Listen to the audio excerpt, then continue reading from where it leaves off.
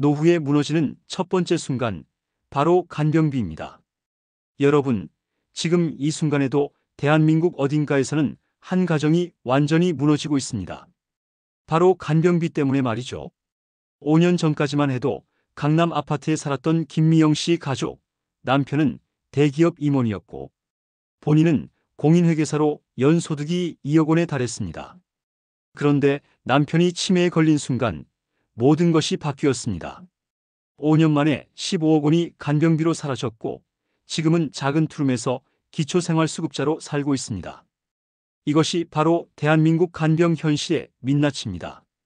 혹시 여러분도 부모님이나 본인의 노후 간병비에 대해 막연하게 생각하고 계신 건 아닙니까? 오늘 이 영상을 끝까지 보시면 여러분의 생각이 완전히 바뀔 겁니다. 그리고 무엇보다 중요한 건 이 모든 걸 예방할 수 있는 방법이 있다는 것입니다.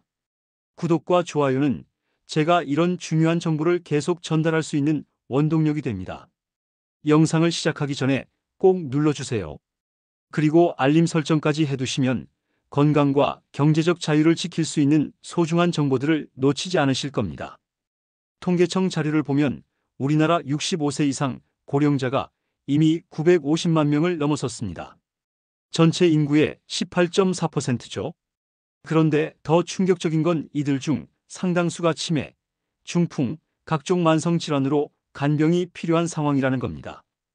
보건사회연구원 조사에 따르면 60대 이상 가구 중 간병비를 구체적으로 준비한 비율이 30%도 안 됩니다. 나머지 70%는 그냥 그때 가서 생각해보자거나 자녀들이 알아서 하겠지라는 막연한 기대에만 의존하고 있어요. 하지만 현실은 정말 냉혹합니다. 서울 강서구에 사는 박정희 씨 이야기를 들어보세요. 85세인 시어머니가 파킨슨병에 걸렸는데 처음에는 증상이 가벼워서 집에서 돌볼 수 있을 줄 알았대요. 그런데 3년 지나니까 거의 침상에서만 지내시게 됐고 24시간 전문 간병이 필요해졌습니다. 간병인 비용만 한 달에 700만 원이에요. 거기다가 각종 의료비, 기저귀, 영양식품, 특수 침대까지 합치니까 월 900만 원이 나갔습니다. 박 씨는 처음에는 1년 정도만 버티면 될 줄 알았는데 벌써 5년째예요. 집까지 팔아서 간병비로 쓸 생각입니다라고 말했어요. 여러분, 이게 바로 간병비의 실체입니다. 예측할 수 없고 엄청나게 크고 너무 오래 지속됩니다. 제가 간병 서비스 기준으로 24시간 전문 간병인을 쓰면 한 달에 450만 원에서 1,050만 원까지 들어요. 요양원에 보내면 일반 요양원도 월 200만 원, 고급 요양원은 500만 원이 넘습니다. 그런데 이건 순수 간병비만이고요. 여기에 의료비, 소모품비, 각종 부대 비용까지 더하면 실제로는 훨씬 많이 듭니다. 경기도 분당에 사는 이정숙 씨 경우를 보세요. 남편이 뇌졸중으로 쓰러진 뒤 첫 해에만 간병비로 1억 2천만 원이 들었어요. 급성기 치료를 위해 대학병원에 3개월 입원했는데 입원료, 검사비, 간병비 합쳐서 월 1,400만 원씩 나갔습니다. 그 다음 재활병원에서 9개월 동안 집중 재활을 받았는데 여기서도 월 1,000만 원이었어요. 이정숙 씨는 남편이 많이 회복돼서 다행이지만 만약 치매였다면 지금쯤 우리 집은 완전히 망했을 거예요 라고 했습니다. 치매가 정말 무서운 이유가 여기에 있어요. 뇌졸중은 초기에 집중 치료받으면 어느 정도 회복이 가능한데 치매는 계속 악화되기만 하거든요. 그리고 지속기간도 평균 7년에서 10년, 길게는 15년까지 갑니다. 부산에 사는 박철수 씨 아버지가 알츠하이머 치매로 10년 동안 간병받으셨는데 총 간병비가 6억 2천만 원이었어요. 집도 팔고 자녀들이 매달 분담금 내고 그래도 부족해서 결국 기초생활수급자가 됐습니다. 여러분, 이런 이야기들이 특별한 사례라고 생각하시면 큰 오산입니다. 지금 이 순간에도 전국에서 수만 가정이 간병비 때문에 무너지고 있어요. 중산층에서 하층민으로 전락하는 가정이 매년 늘어나고 있습니다. 월 소득 800만 원 넘는 고소득층도 안전하지 않아요. 간병비 앞에서는 누구나 똑같이 취약합니다. 그런데 여러분, 정말 다행인 소식이 하나 있습니다. 바로 2025년부터 간병비 지원 정책이 대폭 확대된다는 겁니다. 보건복지부가 발표한 내용을 보면 먼저 장기요양보험 혜택이 크게 늘어납니다. 중증 환자인 1등급 수급자는 월 이용 한도액이 206만 원에서 230만 원으로 늘어나고 2등급도 186만 원에서 208만 원으로 증가합니다. 그리고 가족들의 휴식을 위한 가족휴가제도 확대돼서 단기 보호는 10일에서 11일로, 종일 방문 요양은 20회에서 22회로 늘어납니다. 더 놀라운 건 2025년 하반기부터 요양병원 간병비에 건강보험이 적용된다는 거예요. 지금까지는 간병비를 100% 본인이 부담해야 했는데 앞으로는 30% 정도만 내면 됩니다. 한 달에 300만 원 들던 간병비가 90만 원으로 줄어드는 거죠. 정부가 2030년까지 6조 5천억 원을 투입해서 전국 요양병원 500곳을 의료 중심 요양병원으로 만들 계획입니다. 경기도에서는 이미 간병 SOS 프로젝트를 통해서 저소득층 노인들에게 연간 최대 120만 원까지 간병비를 지원하고 있어요. 내년에는 참여 지자체가 더 늘어날 예정입니다. 이런 정책 변화들이 간병비 부담을 상당히 줄여줄 거라고 기대됩니다. 하지만 여러분, 정부 지원이 있다고 해서 마냥 안심할 수는 없어요. 여전히 본인 부담분이 있고 모든 병원이나 모든 환자가 대상이 되는 것도 아니거든요. 그래서 더욱 중요한 건 애초에 간병이 필요하지 않도록 건강을 미리 관리하는 겁니다. 서울대학교 의과대학 예방의학교실에서 발표한 연구를 보면 65세 이후 건강 수명을 결정하는 가장 중요한 요인들이 명확하게 나와 있어요. 첫 번째가 근육량 유지, 두 번째가 혈관 건강, 세 번째가 뇌 기능 보전, 네 번째가 면역력 강화, 다섯 번째가 정신 건강입니다. 이 다섯 가지를 제대로 관리하면 간병이 필요한 상황을 최대한 늦추거나 아예 피할 수 있다는 거예요. 그럼 지금부터 구체적인 방법을 알려드릴게요. 첫 번째, 근육량 유지를 위한 운동법입니다. 국립스포츠과학원에서 개발한 5-3-2 운동법이라는 게 있어요. 주 5일 하루 30분 두 가지 운동을 조합하는 방법입니다. 첫 번째는 하체 근력 강화예요. 의자에 앉았다가 일어서기를 15회씩 3세트 하세요. 처음에는 힘들어도 2주 정도 지나면 확실히 다리 힘이 좋아지는 걸 느낄 수 있어요. 두 번째는 상체 근력 운동입니다.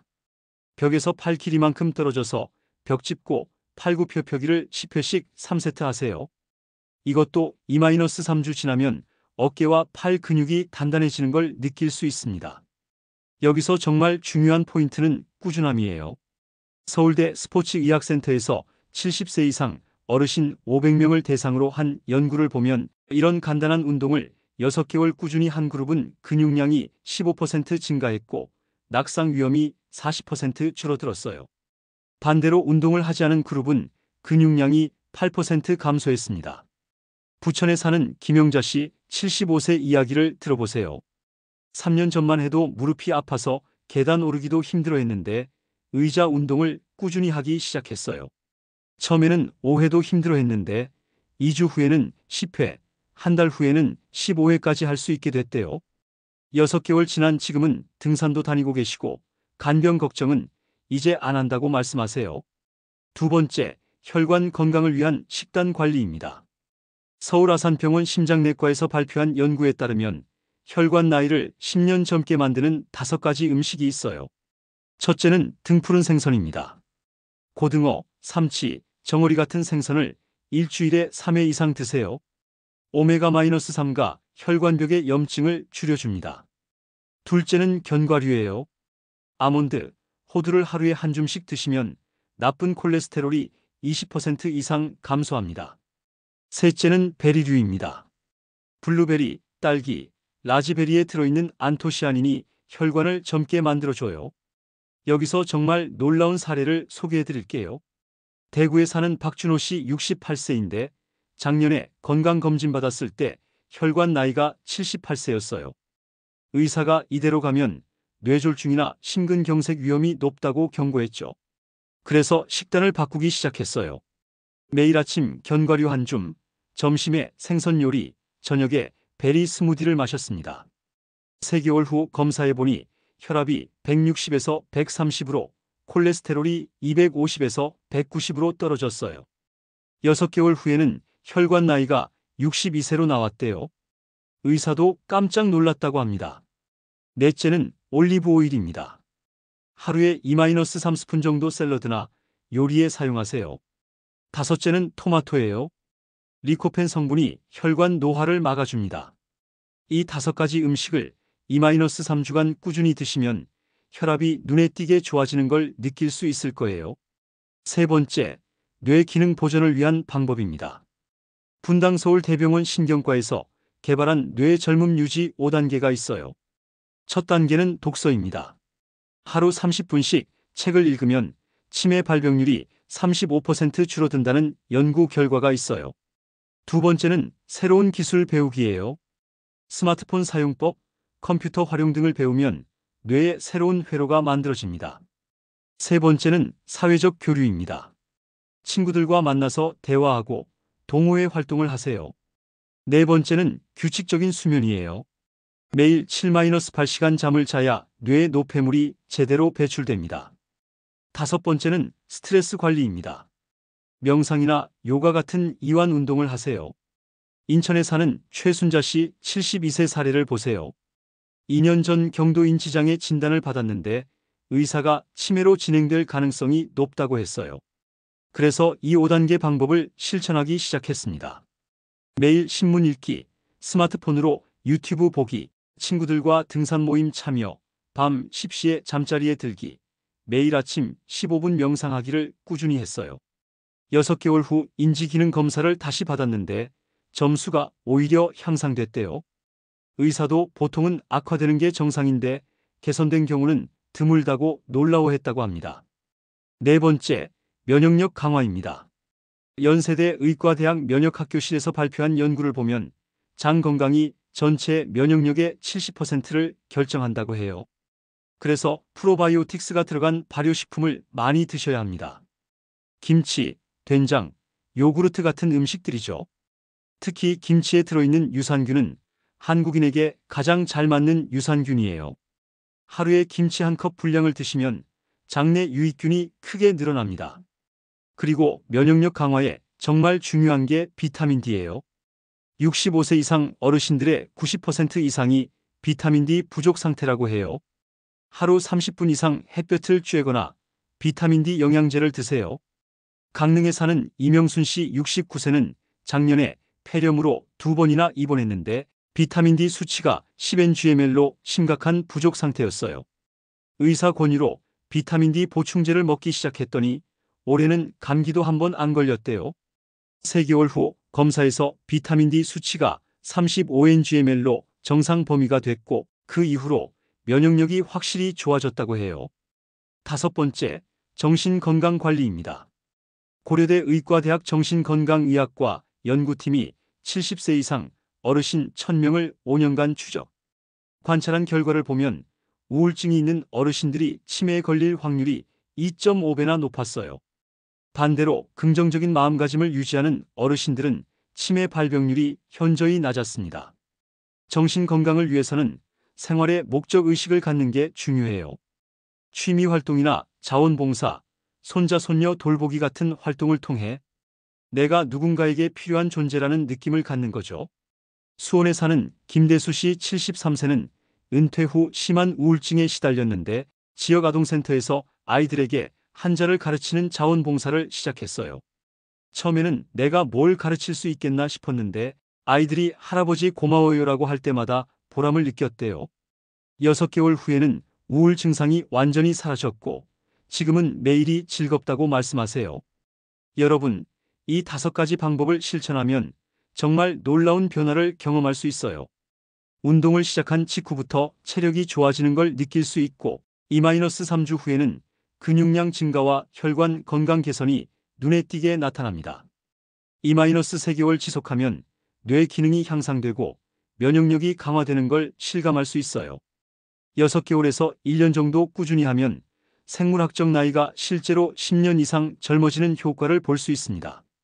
하버드 의과대학에서 발표한 연구를 보면 이런 생활 습관 개선을 통해 건강 수명을 평균 14년 연장할 수 있다고 해요. 간병이 필요한 기간을 절반 이하로 줄일 수 있다는 뜻이죠. 만약 여러분이 65세부터 85세까지 20년 동안 살아야 한다면 건강관리를 잘하면 마지막 3-5년만 간병이 필요하지만 관리를 안 하면 10-15년 동안 간병이 필요할 수 있어요. 경제적으로 계산해봐도 예방이 훨씬 유리합니다. 지금부터 건강관리에 들어가는 비용은 월 20-30만 원 정도예요. 운동센터 회비, 좋은 음식값, 영양제 비용 등을 다 합쳐서 말이에요.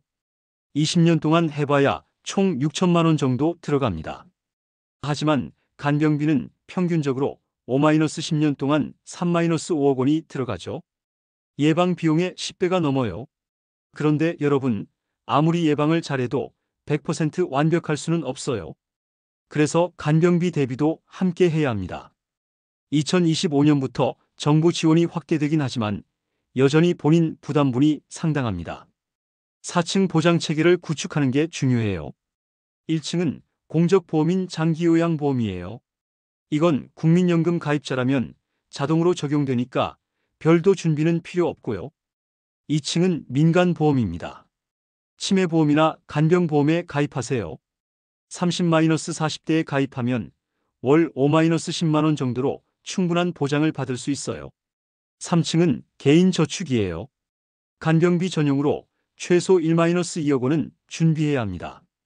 4층은 가족지원체계예요.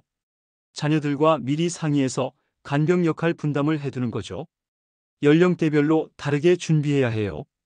30-40대는 보험 가입과 기본 저축에 집중하세요. 50대는 본격적인 저축을 시작하고 60대는 자산을 점검해서 부족한 부분을 보완해야 합니다. 소득 수준에 따라서도 전략이 달라져야 하고요. 무엇보다 중요한 건 지금 당장 시작하는 겁니다. 나는 아직 젊으니까 나중에 생각해도 되라고 하시는 분들이 많은데 건강관리는 하루라도 빨리 시작하는 게 좋아요. 그리고 간병비 준비도 젊을 때 시작해야 부담이 적어집니다. 강남 세브란스병원 가정의학과에서 실시한 연구를 보면 50대부터 본격적인 건강관리를 시작한 그룹과 60대에 시작한 그룹의 건강수명 차이가 평균 7년이나 났어요. 그만큼 조기 시작이 중요하다는 뜻입니다. 실제 성공 사례를 더 소개해 드릴게요. 서울 송파구에 사는 최영희 씨 부부는 남편이 55세, 아내가 52세일 때부터 준비를 시작했어요. 매일 1시간씩 같이 운동하고 식단도 함께 관리했습니다. 간병보험도 부부가 같이 가입하고 매월 간병비 적금도 넣었어요. 지금 남편이 70세, 아내가 67세인데 두 분 다 아주 건강하세요. 최영희 씨는 친구들이 간병 걱정한다고 하는데 우리는 전혀 걱정이 안 된다고 말해요. 실제로 두 분 다 생물학적 나이가 실제 나이보다 15살 정도 젊게 나온대요. 반대로 준비하지 않아서 어려움을 겪는 사례도 많아요. 부산 해운대구에 사는 장기철 씨는 건강하게 살다가 갑자기 죽으면 된다는 생각으로 아무 준비도 안 했어요. 그런데 65세에 뇌졸중이 와서 반신마비가 됐어요. 보험도 없고 저축도 없고 자녀들은 모두 경제적으로 여유가 없었죠.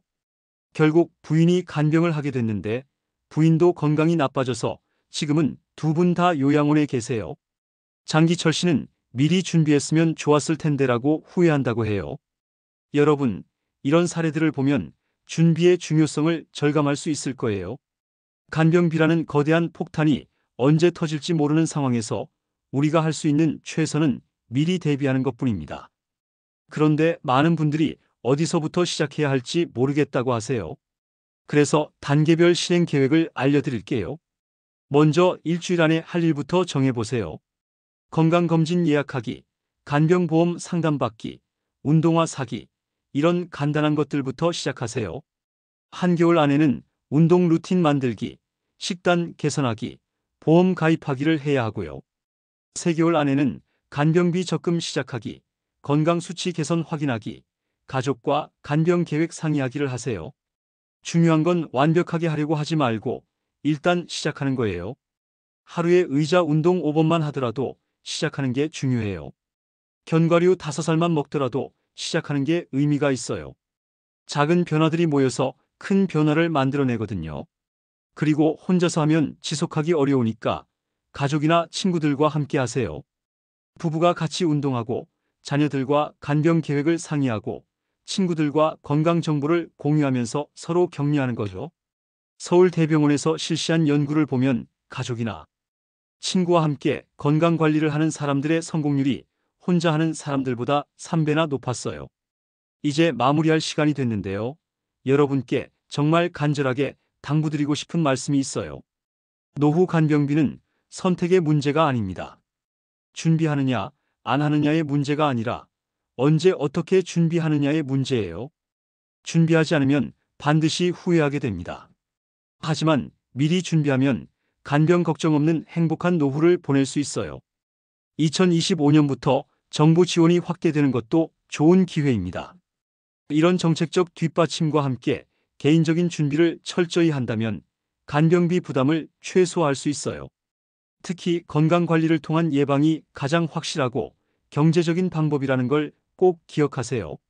마지막으로 오늘 알려드린 5단계 건강관리법을 다시 한번 정리해 드릴게요. 첫째, 5-3-2 운동법으로 근육량 유지하기.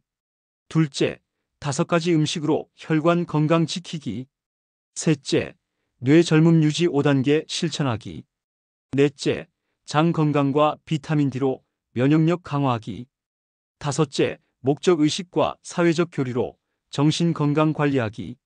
이 5가지만 꾸준히 실천하셔도 건강 수명을 10년 이상 연장할 수 있고 간병비 부담을 크게 줄일 수 있어요. 여러분의 건강하고 행복한 노후를 진심으로 응원합니다. 오늘 영상이 도움이 되셨다면 구독과 좋아요, 그리고 주변 분들께 공유도 부탁드려요. 더 많은 사람들이 이 정보를 알수록 간병비로 고통받는 가정들이 줄어들 테니까요. 댓글로 여러분의 경험이나 궁금한 점도 남겨주세요. 다음 영상에서는 구체적인 간병보험 상품 비교와 선택 요령에 대해 알려드릴게요. 그때까지 건강하세요.